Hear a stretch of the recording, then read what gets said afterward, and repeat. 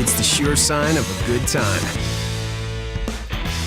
The just right taste of Bud Light. Here we go.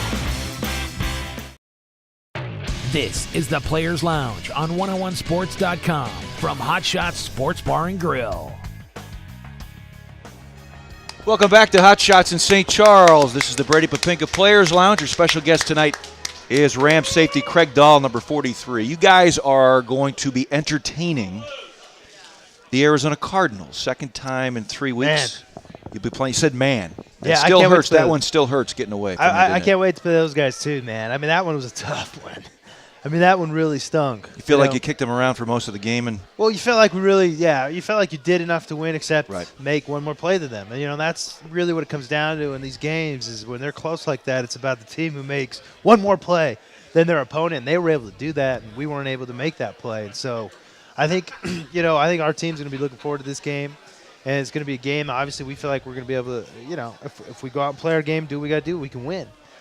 So it's going to be an exciting week for our team, and hopefully we get back on track. What do you think, Dollar? I think you're absolutely right. I mean, I think everyone had a sick feeling in their stomachs on the plane ride home from that one. They just came up one play short, one big play short. Yeah, I mean, that's a lot of times how it comes, man. I mean, this league is unbelievable. That's what makes it so entertaining. That's what makes, people watching Monday Night Football right now across the country because it's an entertaining game because most of these games, the margin of victory is so small and it comes down to the very end. I mean, and that's why as a team you got to learn how to be able to make those game-changing plays that ultimately define the winner or the loser.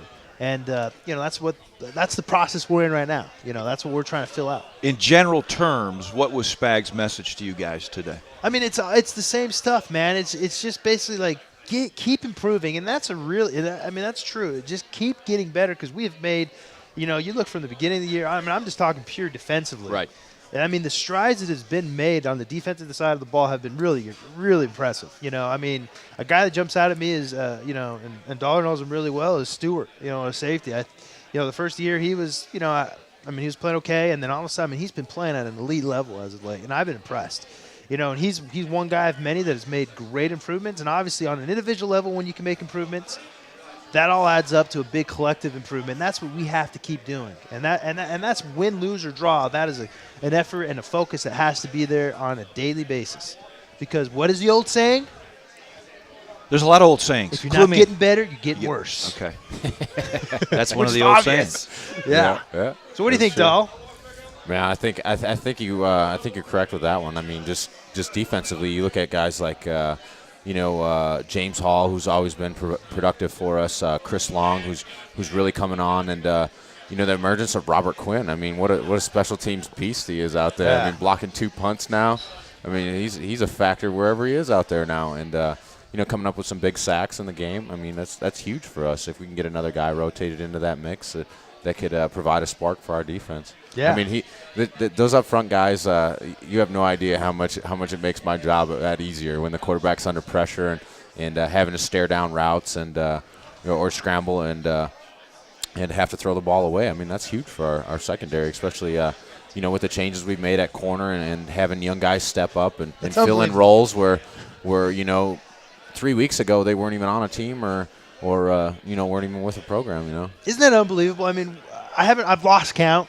But where are we at with our cornerbacks? Like fourth, fifth string? I mean, what, like fifth guy in place? I think you'd be, if not for Justin King playing yesterday and sucking it up and playing with a bad ankle, I think you guys would have been down to, number 6. That's unbelievable. It is unbelievable. And the fact that we held up as well as if you look at the Seahawks in these last few games, you look at these are good defenses. The Giants, the Ravens, they were able to vertically press these teams and beat them vertically with Sidney Rice. Other than that cheap shot, flea flicker dealio at the beginning with Mike Williams, they didn't get anything vertical on us. And that's, like you said, there's that relationship, the reciprocal relationship between the rush and the coverage end. But at the end of the day, our guys held their own. I mean, you got to give them credit for, like you said, coming off the streets into our this scheme isn't some simple scheme either. That's what we keep hearing. I mean, that's what we keep hearing from you guys. This is not okay, just line up. We're going to drop you to this spot and just stay there. No, I mean, there's a lot of moving parts. And so it takes time to come together? It takes time. Yeah. And I think that credit goes, obviously, Spags.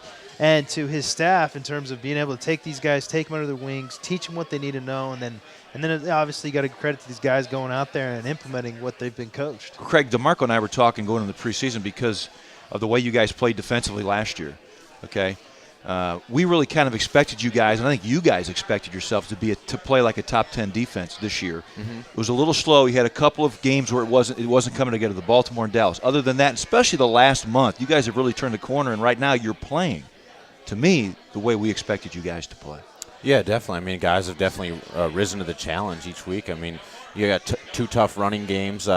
These last two games in Marshawn I have Lynch. another one this week with another Bernie one Wells. this week. Yeah, he's not going to be happy that it seems like there's elite backs on every single team now, and you definitely in our scheme, it's number one, stop the run, make them one-dimensional, and then comes the intricate details of our defense, our third down package, which I like to I really enjoy. I really enjoy diving into because it's a new challenge every week. I mean, I feel like.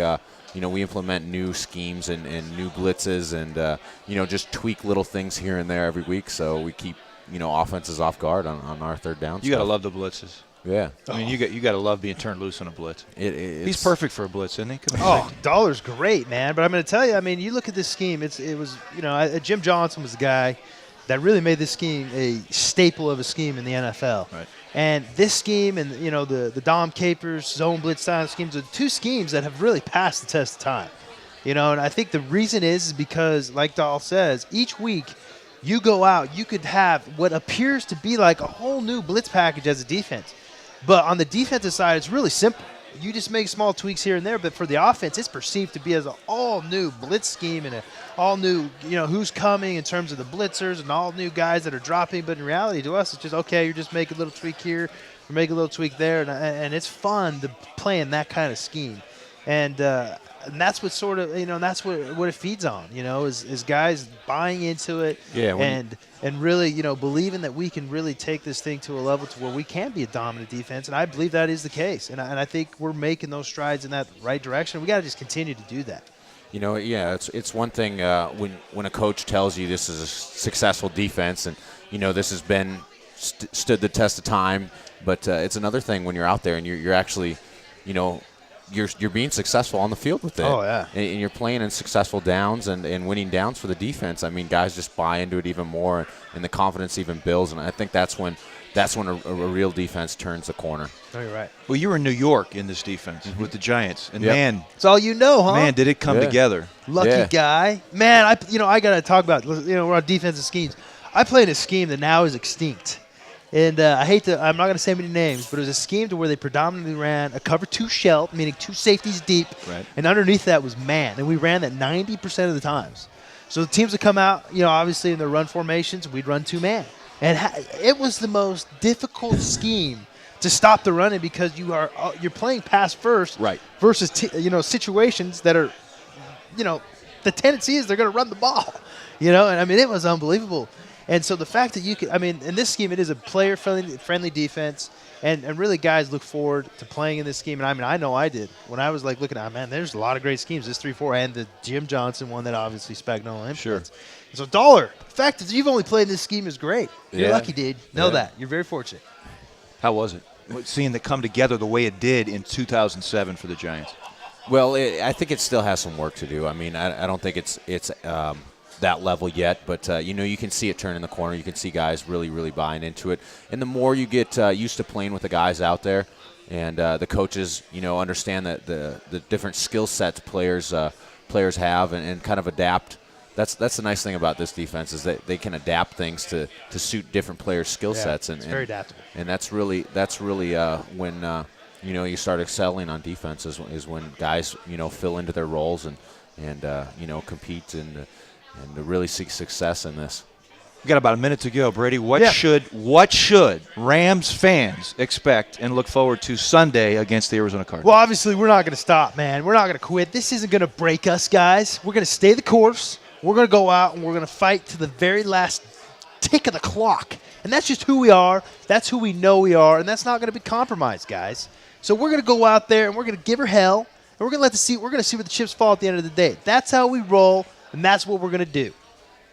Anything else to add, Craig? Does that pretty much do it? That tops it, man. That explains explains our attitude. We want to let the guy with the name on the show have the last word. So that's going to be the last word until next Sunday. Yeah, that'll be the last word, man. Give her hell. We'll see how the chips fall where they may. That'll do it See you from next us at the Hot Shots live in St. Charles. Our thanks to Craig Dahl. I'm Steve Savard. You've been listening to the Brady Poppinga Players Lounge live on 101 ESPN and the Rams Radio Network. Have a great week.